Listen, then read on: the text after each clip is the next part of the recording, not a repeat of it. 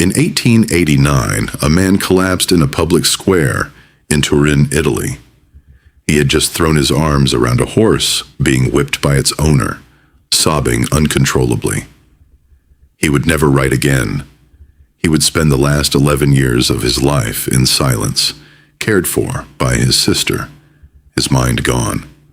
That man was Friedrich Nietzsche, arguably the most misunderstood philosopher in history.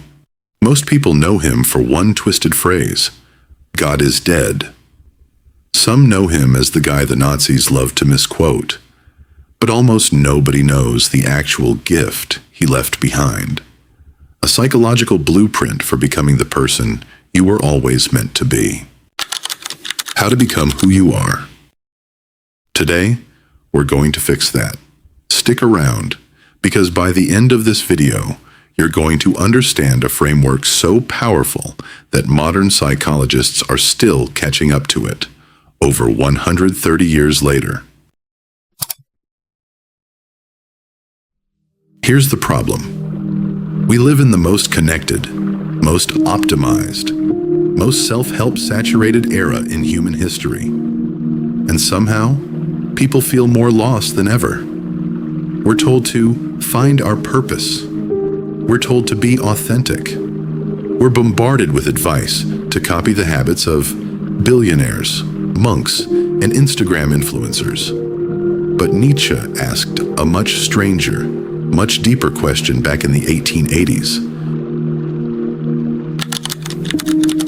What if the goal isn't to find yourself, but to create yourself?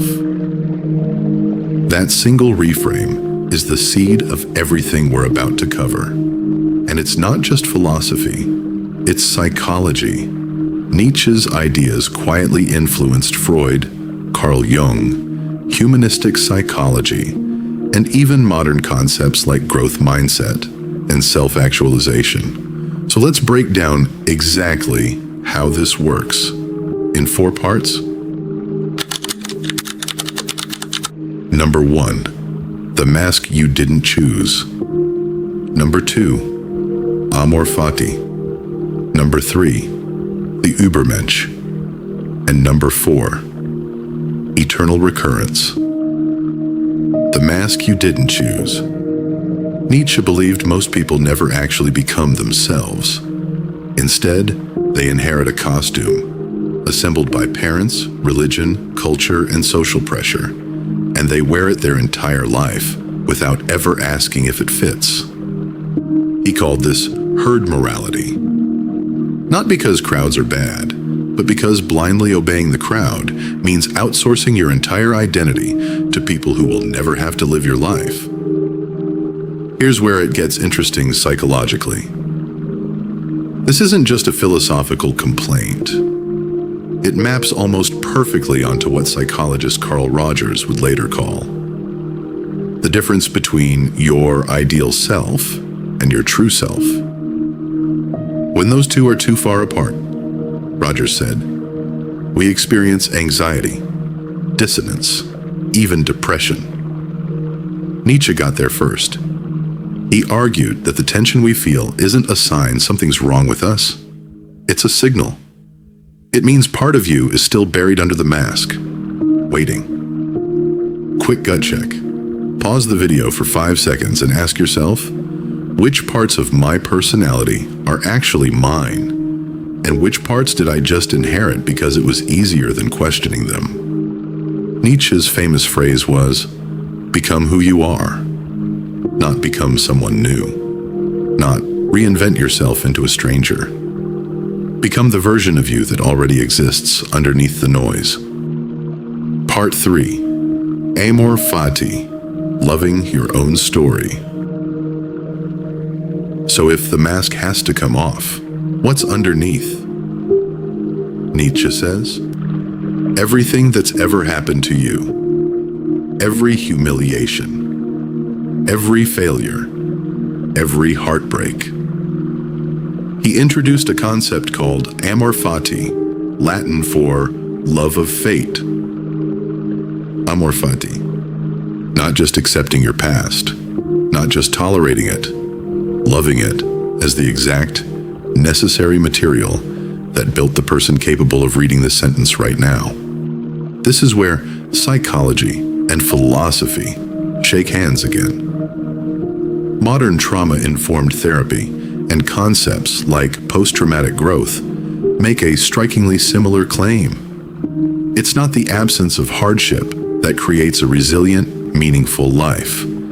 It's the integration of hardship into a coherent story about who you are. Nietzsche wasn't asking you to pretend pain didn't hurt. He was asking a harder question. Can you say yes to all of it, even the parts you're ashamed of? Because without them, you wouldn't exist. Think about someone you admire, really admire. Chances are, their most compelling qualities were forged in their hardest chapters, not their easiest ones. Nietzsche would say that's not a coincidence. That's the mechanism. Part 4. The Übermensch. Misunderstood and weaponized. Now we need to talk about the most hijacked idea in philosophy, the Übermensch, often translated as Superman or Overman.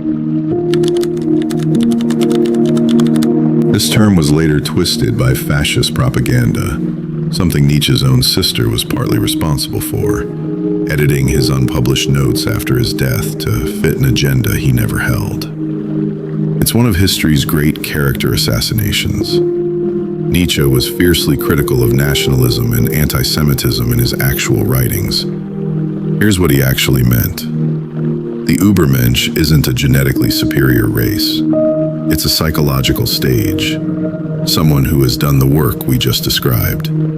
Someone who has... In modern psychological language, this sounds a lot like Abraham Maslow's self-actualization. The top of the hierarchy of needs, where someone moves beyond survival and belonging into genuine creative purpose. The difference. Nietzsche thought this wasn't a peaceful, comfortable arrival. He thought it required struggle, what he called the will to power, which is not about dominating others, but about the internal drive to grow, create, and overcome your own limitations again and again. So ask yourself, not who do you want to impress, but what values would you build for yourself if no one was watching and no one would ever punish or reward you for it? And here's a real question for the comments, not just a formality. What's one part of the mask you've been wearing that you're ready to take off? I read every comment, and honestly, some of the best insights on this channel come from you, not me. Hit subscribe, ring the bell if you don't want to miss the next one, and I'll see you in the next video.